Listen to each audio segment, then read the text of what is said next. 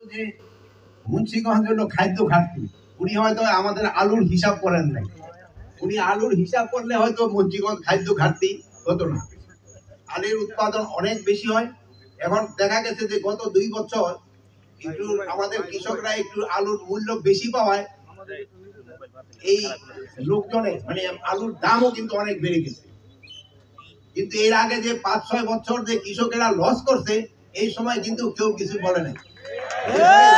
এই সময় কিন্তু সব লোকজনে বলা শুরু করছে আলুর দাম বেশি, আলুর দাম বেশি। তা আজকের এই অনুষ্ঠানটা কিন্তু সফল হয়েছে। এই যে আমি যার কথা বললাম যে হায়াতুজ্জামান ভাই, উনি কিন্তু আমাদের জামাই। তোমরা জানো না, উনি হলো হায়াতুজ্জামান ভাই হলো আমাদের ইয়াসিন তালুকদার ভাই মেয়ের জামাই, আর এ হলো আমাদের আবার বোনের জামাই। ওনার চেষ্টায় কিন্তু উনি এসে প্রপোজাল দিল যে আমরা এই সিরাজদি খান কিসের জন্য, কৃষি উন্নয়নের জন্য 1 কোটি টাকা দিব। তারপরে এই প্রজেক্টটা কিন্তু আমরা নেই। এই জন্য আপনারা সবাই তার একটা করতালি দিয়া তার একটা অভিনন্দন জানান। তবে আমি আরেকটা জিনিস বলবো যে আমাদের এখানে একটা সমাজ এরকম হয়ে গেছে, আর কদিন পরে আসবে যে স্টেজটাই বড় হবে, সামনে লোক কেউ থাকবে না। যেহেতু সবাই আপনারা স্টেজে উঠতে চান, এটা কিন্তু একটা খারাপ দিক। আর আমি এখানে একটা স্বরাষ্ট্র উপদেষ্টা হিসাবে আমি এখানে আইসা দেখি যে আপনাদের ডিসিপ্লিনে ঠিক নাই। আপনাদের এই ডিসিপ্লিন কিন্তু ঠিক করতে হবে। সামনে বসার প্রবণতা বাড়াইতে হবে, স্টেজে উঠার প্রবণতাটা কমাইতে হবে। স্টেজে 2-4 জনে বসবে যারা কথা বলবে। এখন আপনারা যদি সবাই স্টেজে এসে দাঁড়ায় থাকেন, তা আপনি কি, আমাদের তো মুখ সামনে, পিছন দিকে তো মুখ নেই, আওয়াজ করতে, তা আপনারা কিভাবে শুনবেন? এগুলির দিকে আপনাদের একটু খেয়াল রাখতে হবে। আরেকটা জিনিস আমি দেখতেছি যে আমাদের এখানে কিন্তু আইন শৃঙ্খলা পরিস্থিতি আমাদের এলাকায় কিন্তু একটু ডেটোরেট করছে, স্পেশালি শ্রীনগর থানায়। এটা কিন্তু কোনো অবস্থায় হইতে দেওয়া যাবে না। আমাদের এখানে অনেক রাজনৈতিক নেতৃবৃন্দ আছেন, আমি আপনাদের অনুরোধ করব, আপনারা আপনাদের রাজনীতি করেন, আমাদের কোনো আপত্তি নাই। কিন্তু আপনারা যদি কোনো আইন শৃঙ্খলা ভঙ্গ করেন, কোন অবস্থায় আপনাদের ছাড় দেওয়া হবে না। আপনারা জেলে হবে। আমি এসপি সাহেবকে অনুরোধ করব, যদি কাউরে হন, এই যদি আমার ভাই হয়, তারও আপনারা ছাড় দিবেন না। চার্জশিটের ভিতরে ঢুকান, এরা এমপি হোক বা যা হোক, সেই সময় হবে। এখন আইন শৃঙ্খলার ভিতরে তাকে কোনো হাত নাই। আর আমি ওই সরকারি কর্মচারীদের বলবো, আপনারও তেল মারা বন্ধ করেন। ভবিষ্যতে যে আসবো পরে দেখা যাবে। আপনারা এখন কঠোর হবেন, এই হলো আপনাদের সবকিছু বড় সুযোগ। আপনারা কোনো অবস্থায় ছাড় দিবেন না। আর রাজনীতি করেন, ভালো দেশে কাজ করেন।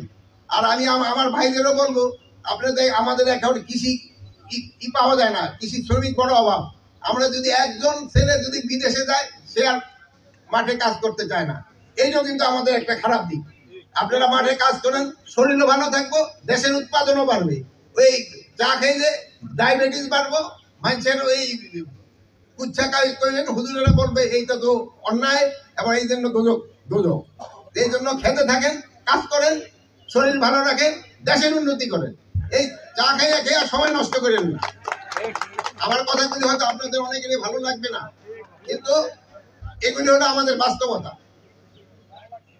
এরপরে এই যে আপনাদের যে অনুষ্ঠানটার পরে আমার মনে হয়েছে এরপরে যদি কোনো অনুষ্ঠান হয়, আমি হয়তো আসবোই না। যেহেতু আপনাদের ডিসিপ্লিন যদি ভালো না হয়, এখানে এসে তো কোনো লাভ নাই। আমি তো এখানে ডিসিএসপি সবাই সামনে আজকে আমার মান সম্মান গেছে, এই আপনাদের জন্য। সবাই যে আপনারা স্টেজে উঠছেন, সামনে নাই লোক। ভবিষ্যতে এই যেন যদি যেন না হয়, এদিকে আপনারা একটু খেয়াল রাখবেন। আমি পরিশেষে এই ঢাকা ব্যাংকের কর্মকর্তা কর্মচারী এবং স্পেশালি হায়াতুজ্জামান ভাইকে ধন্যবাদ জানাই। উনি কিন্তু এর আগেও ফ্ল্যাটের সময় কিন্তু আমাদের এখানে অনেক টাকা দিছে। সেই সময় উনি হয়তো এখানে ফ্ল্যাটের জন্য বক্তৃতা কেউ করতে পারে নাই, এই জন্য হয়তো আপনারা জানেন নাই। উনি কিন্তু খুবই একদম দানশীল লোক। তালুকদার বাড়ির মসজিদেও ওনার একটা ভালো কন্ট্রিবিউশন আছে। তা আমি পরিশেষে আমার এই যে এখানে যারা আসছেন, আমি সবাইকে ধন্যবাদ জানাই। স্পেশালি ডিসি সাহেব, এসপি সাহেব, আমাদের এডিশনাল সেক্রেটারি সাহেব আসছেন, এবং অন্যান্য কর্মকর্তা কর্মচারীরা যারা আসছেন তারা। আর আমি ওই এগ্রিকালচার দিকে একটা বলবো, আপনাদের প্রতি ইউনিয়নে করে 3 জন করে কিন্তু কর্মচারী আছে। তারা যেন কৃষকের পাশে যায়। এরা কিন্তু খালি ওই ইউএনএর অফিসে বৈশা বা কি বলে ইউনিয়ন পরিষদে যেন বসে না থাকে। এদিকে আপনাদের একটু খেয়াল রাখতে হবে, তবেই কৃষি ক্ষেত্রে কিন্তু উন্নতি হবে। আমাদের এই কৃষিতে প্রায় কিন্তু 40% শ্রমিক কাজ করে। কৃষকের উন্নতি না হলে কিন্তু কোনো অবস্থায় উন্নতি হবে না।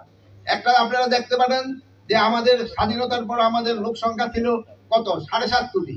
আমাদের জমি কিন্তু এরপরে আরো কমছে, কিন্তু এই কৃষকরা কিন্তু আপনাদের খাওয়ায় বাঁচায় রাখছে। এই কৃষকদের জন্য আপনারা একটা হাততালি দেওয়া দরকার। এই যে যে যে এখানে যে যারা নেতারা আছে না, মৌসুমী নেতারা, এরা কিন্তু দেশের জন্য ওরকম কোনো কিছু করে না। এই কৃষকরা কিন্তু করে দিচ্ছে। এই কৃষকের জন্য আপনারা চেষ্টা করবেন, কিন্তু এই মৌসুমী নেতাকে আবার প্রশংসা না করলে ওরা আবার বদনাম করা শুরু করে, যে যারা তো ঘোরাঘেরা করে সারাদিন। তোমরা ভালো থাকো, কৃষকের আবার তোমরা একটু কাজ করতে দিও। আপনারা সবাই ভালো থাকেন, এই দোয়া করি। আল্লাহ হাফেজ।